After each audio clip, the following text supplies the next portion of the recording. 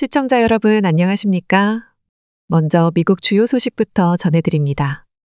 트럼프 행정부가 새 관세 정책을 발표한 뒤 뉴욕 증시가 크게 흔들렸습니다.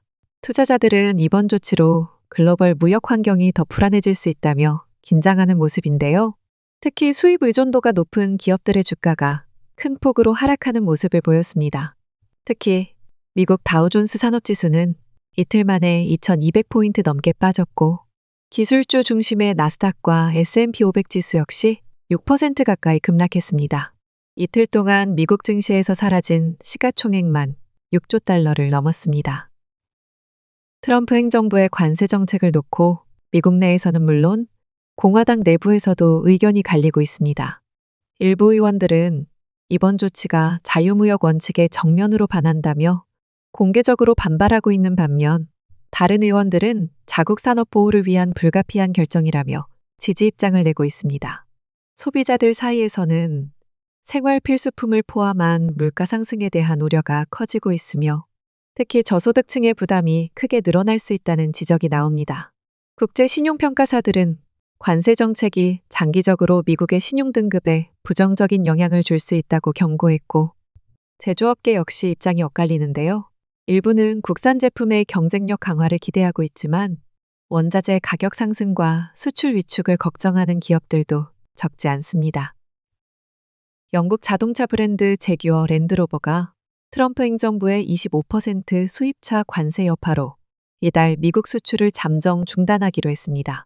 회사 측은 미국은 핵심 시장이라며 새로운 통상 환경에 대응하기 위한 중장기 전략을 마련 중이라고 밝혔습니다. 영국 자동차 업계는 이미 내수 부진과 전기차 전환 부담에 시달리는 가운데 이번 관세가 치명타가 될 수 있다는 우려가 나오고 있습니다. 업계는 양국 정부의 통상 협상 가속화를 촉구하고 있습니다. 미국 남부와 중서부에 며칠째 이어진 폭우와 토네이도로 최소 16명이 숨졌으며 이 가운데 10명은 테네시주에서 발생했습니다. 토요일에도 또 한 차례 집중호우와 돌발 홍수가 강타하면서 이미 피해를 입은 지역에 추가 피해가 이어졌습니다. 엘라베마와 미시시피에는 새 토네이도 경보가 내려졌고 켄터키와 테네시 등지에는 홍수경보가 발효 중입니다. 미 국립기상청은 텍사스부터 오하이오까지 여러 주에서 강수위가 대규모 홍수 단계에 도달할 것으로 전망하며 도로와 다리, 주택 등의 침수를 우려하고 있습니다. 이번 폭우로 인해 주요 기반시설 피해도 속출하고 있습니다. 다음은 한국 소식입니다. 김병환 금융위원장이 7일 5대 금융지주와 주요 정책금융기관들을 소집해 미국의 상호관세 부과에 따른 국내 금융시장 불확실성에 적극 대응할 것을 주문했습니다. 김 위원장은 국내외 경제산업과 금융시장의 불확실성이 매우 높은 상황이라며 다음 정부 출범까지 남은 2개월 동안 우리 경제를 안정적으로 관리하는 것이 중요하다고 강조했습니다. 특히 수출기업과 협력업체들의 경영 악화를 우려하며 현장 밀착 점검과 함께 자금 지원이 제때 이뤄지도록 각 기관이 철저히 챙겨줄 것을 당부했습니다. 금융당국도 약 100조 원 규모의 시장 안정 프로그램을 준비해 시장 상황에 따라 신속히 유동성을 공급할 수 있도록 만전을 기하겠다고 밝혔습니다. 4월 6일 오후 3시 41분쯤 대구 북구 서변동의 한 야산에서 산불을 진화하던 헬기가 추락해 조종사 정모 씨가 숨지는 안타까운 사고가 발생했습니다. 사고 헬기는 화재 현장에서 약 100m 떨어진 지점에서 추락한 것으로 확인됐으며 해당 기종은 1981년 제작된 벨 롱레인저로 44년 된 노후 기체였습니다. 숨진 정 씨는 44년 경력의 베테랑 조종사로 경찰청에서 25년간 헬기 조종 임무를 맡았고 2017년부터는 대구 동구청 임차헬기의 조종사로 일해왔습니다. 최근 잇따른 산불 진화 헬기 사고 속에 노후 기종에 대한 안전 우려가 다시금 커지고 있습니다. 미국 관세국 경보청이 전남 신안군 태평염전에서 생산된 천일염 제품에 대해 수입 금지 조치를 내렸습니다.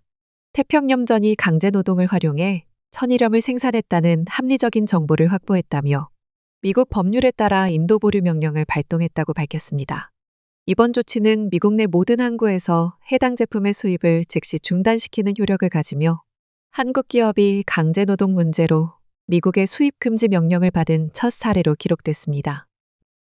주한미군의 임무가 북한 억제에서 중국 견제로 바뀔 수 있다는 관측이 제기되며 한국 내 우려가 커지고 있습니다.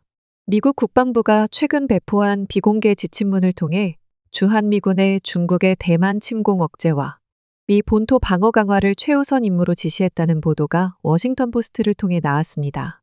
이 문건은 트럼프 대통령의 전략 구상을 담은 것으로 알려졌으며 북한보다는 중국을 핵심 위협으로 규정하고 주한미군의 역할을 아시아 전역, 특히 대만 유사시 대응에 맞춰 재조정하는 내용을 담고 있습니다. 현재 한국에 주둔 중인 미군은 약 28,500명이며 만약 주한미군의 우선 임무가 변경된다면 한반도 안보 공백은 물론 중국과의 외교 관계에도 긴장이 고조될 수 있다는 분석이 나오고 있습니다. 오늘 준비한 소식은 여기까지입니다. 더욱 자세한 내용은 데일리 SK.com에서 확인해 주세요. 시청해 주신 여러분 감사합니다.